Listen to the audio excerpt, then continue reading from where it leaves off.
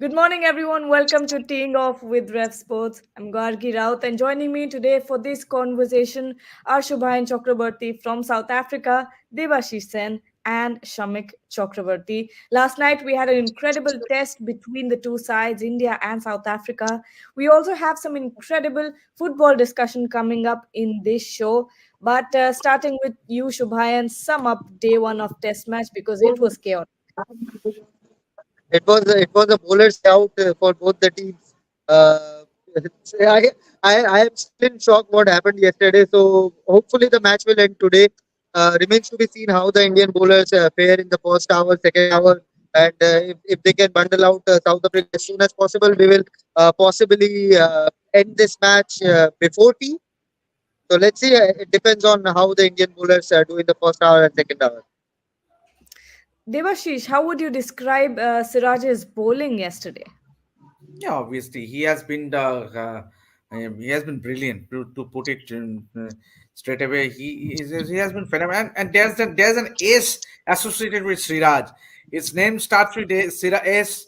He has done well in Asia Cup against Sri Lanka. He has done well Wow. in Cape Town against South Africa. So all starts with the letter S. So something is there with Siraj. I wouldn't I have don't even know. thought of that. He always keeps doing well whenever he sees a ace. But Stokes apart, obviously he has been what a stellar performance by him. 6 wickets. Actually, it was his opening spell, 9 overs spell that helped India to bundle out South Africa for 55 runs. And what I would still feel that India would feel let down because those last 6 wickets for no runs in this span of 11 balls. India would have loved to stretch that lead to almost 150, 200, as we have been discussing in our yesterday's pre-match show. Yes, Shomik, Jasprit Bumrah and youngster Mukesh Kumar also impressed with the ball. Talk about them. I'm very, very impressed with Mukesh Kumar. He was just playing his second test match, and the way he bowled, I mean, his bowling discipline that stood out. Bumrah, I would say he was a bit by his very, very lofty standards. He was a bit let down in the sense he leaked a few runs because I think he tried to swing the ball. It was not a pitch where you try to swing the ball. It was just that you allowed the ball to do the rest. You just hit the right areas. You allow the ball to do the rest. Mukesh was fantastic. His line, his length, and his bowling discipline.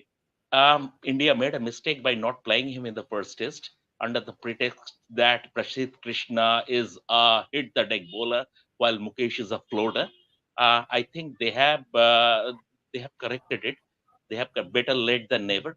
But Mukesh was mighty impressive.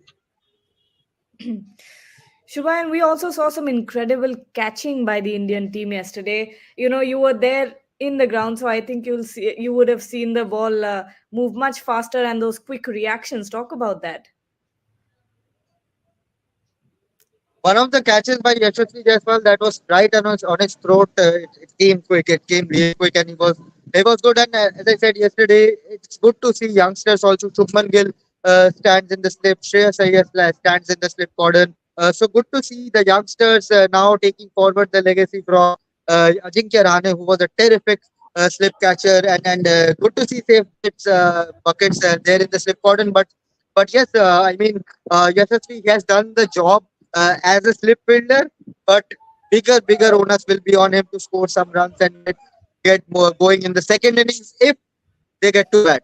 We don't know. We still don't know. As soon as the gate opens today, we might see Jasprit Bumrah, Siraj finishing the day in 20 minutes. It can happen. What happened yesterday was shocking. So I am making some bizarre conclusions right now before the start of the day. Anything can happen. Anything can happen. But if Yashasvi gets the chance, if the target is around 50, 60 runs, 70 runs, 100 runs, Yashasvi would put some price on his wicket and finish the match for India, remaining unbeaten. Absolutely. But Mohammad Siraj was the star yesterday. To celebrate Mohammad Siraj, we have something special prepared. Take a look. Mauling in the Boxing Day test at the Centurion. Whole country questioning the Indian bowling effort. Rohit Sharma under the pump. Did he use his bowlers well? Jasprit Bumrah needed support. How much are you missing Mohammad Shami? But there was one man celebrating Mohammad Siraj, a very special video at 12 noon. The fact that India is on the ascendancy is because of one man, Mohammad Siraj. Shomik, Siraj was obviously, like I said, was the star yesterday, but what aspects of his bowling really stood out to you? Uh, his bowling discipline, the way he made the correction compared to the first test, he, it showed that he is a very good learner and a quick learner. That is one thing, and also his bowling aggression, and also very attacking length he bowled. Very attacking length he bowled. He didn't give the South African batters any room to maneuver with. These are the basically see test match bowling, and also he brought the South African batsmen forward. That is the thing that he failed to do in the first test. So when you are drawing the batsman forward, you are having a bigger chance to get those edges, and also and in the on this page uh, you are not going to get basically you are not going to get lbws. It will go it will be high. Even if the ball hit around on and around knee roll, it will go over the stumps. So you have to draw those edges, and Siraj did that perfectly. Beautiful bowling, fantastic bowling, and it was he bowled the spell of his life basically. Yeah. Shubha and Nandre Pergar picked up crucial wickets, but there was a moment in the match that will be remembered where he tried to hit Virat Kohli with the ball. Talk about that. How did the crowd react to that moment? Nandre is still two test match old, so as soon as he learns that you don't mess with a Virat Kohli, the better it will be for him. Australia have made it a note point whenever they play India that do not you can talk to any player or be aggressive with any player in the world, but not with Virat Kohli because that charges on him. Then Virat Kohli is a killer. He will if he gets aggressive, if he knows that this player is coming out of for me, then he will put everything, every concentration level just to hit that bowler. It has happened to Dale Steyn, it has happened to Lasith Malinga, it has happened to Mitchell Johnson, all the top bowlers. It has happened to Australian bowlers, Mitchell Stark, Pat Cummins, Hazelwood. They know what Virat Kohli is capable. So if you are an Andre Burger, two test match old, I think Dean Elgar before he walks off from Test cricket, he should just put his arm around and say, whenever you play India next, do not try that with Virat Kohli. It will just thankfully, Indian batters, the middle order, did not support Virat Kohli. Otherwise, things could have gotten ugly for South Africa in that first innings. Absolutely. But to all the viewers, relive the fierce moment between Nandre Burger and Virat Kohli. Take a look. It all started with Virat Kohli in the 2013-14 tour of Australia. Mitchell Johnson, at his peak, decided to take Kohli on. He hurled the ball back at Virat Kohli. The result? 400s against Australia and the announcement to the world that this man is different. Kesrick Williams tried it against Virat Kohli, tried to wipe him out from the pages. And in the very next game, Virat Kohli decided to give it back. You try something with him, the feistiness in Kohli comes out, the fight comes out, the determination comes out, and that extra little bit that you don't want to see as an opponent does come out. And that's what Nandre Burger did. When Kohli was on zero, he bowled the ball and then wanted to hurl it towards Virat. He literally walked up to the batter and looked him eye to eye. If you followed the cameras, Virat Kohli looked at Nandre Burger right back to his bowling lineup. There was one fall shot soon after, but the straight drive and then the cover drive, Virat Kohli was on. The statement was given. As Makhaya Rentini said, you don't rile up great batters because they will not back down from a fight. Listen in. One thing that I can tell you about Virat Kohli, you must, as a player or as a bowler, you should not abuse him. He starved for someone who will say something that will tick him. You should leave him as it is. Let him play his natural game and make his own mistake. That's how the countries will be able, to get him out because he get frustrated when there's no one saying something to him. But the moment you see someone who's trying to either, to tick him off, and then he's tough for that one, and it becomes dangerous. So for me, Virat Kohli, as any other countries are playing against India, don't say a word. Don't say a word. I'll say that again. Do not say a word. Let him be him. Let him make his own mistake without anyone saying a word to him. The job isn't done yet. India may have had a lead, India may have had a good day, but the test match is still not over. There is a second South African innings and then possibly another for India if needed. And Virat Kohli could well have to come out and do the job of squaring the series, the job of making sure that India comes back from South Africa not a defeated side. And that's where all of us would hope that Nandri Berger does it to Kohli again. Rile him up for one more confrontation, for one more contest, because we do know that if that happens, the best of Virat Kohli will be on show. Virat Kohli, clearly once in a generation batter, that one iota of confrontation, that one extra zing that brought out the best in him multiple times and could well happen once again in this test match. Debashish, going back to the match in the second innings, except for Virat Kohli, we did not really see a batter standing their ground. Is the next test, is the next generation of the test team of India ready? Yeah, absolutely. It's true. I, for one, is an optimistic person, and I would say that they have started the WTC cycle well by winning that series against West Indies. And if you look at, means we have qualified for the finals twice.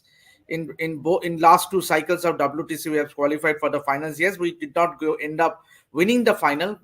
But having said that, if you look at this year's cycle, this 23 to 25 cycle as well, we are playing home series against Bangladesh. We are playing home series against New Zealand. Yes, and also the immediate four match test series against England.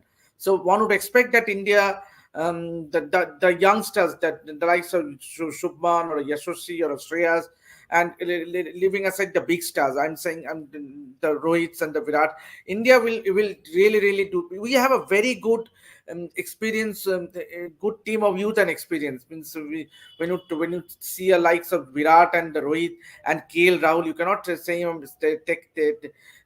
say he's a youngster. And then you have the youngsters like Yashasvi, Shubman, and Shreyas. So I think it's a very good core of youth and experience, and the future looks bright. Means if you ask me, because definitely all these discussions after the England series, there won't be yes, if they fail, then we can argue. But then as of now, the Indian cricket, as far as the test cricket is concerned, is in safe hands.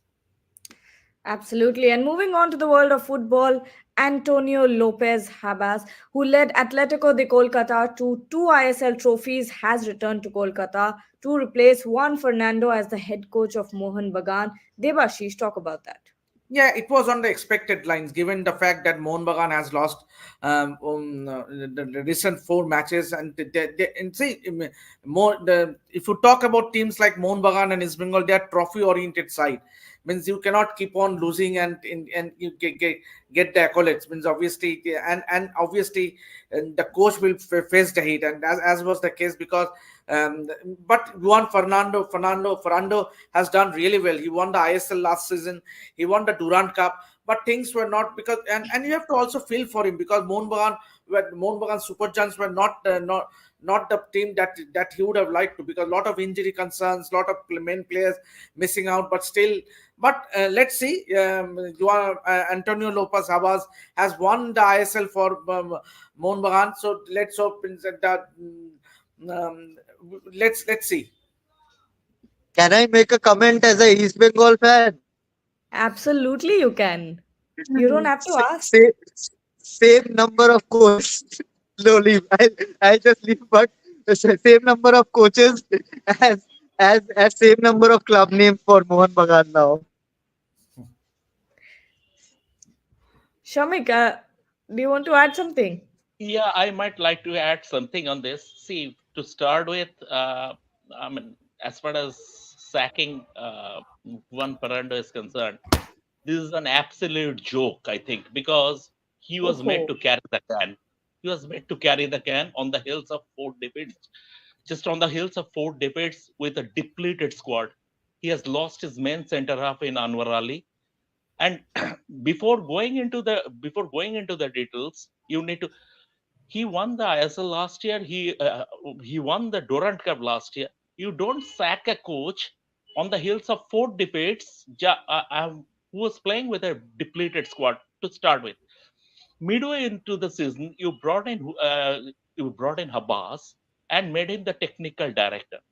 No manager, no manager like every manager in world football, and we talk in India, we talk about moving into professionalism, professional football.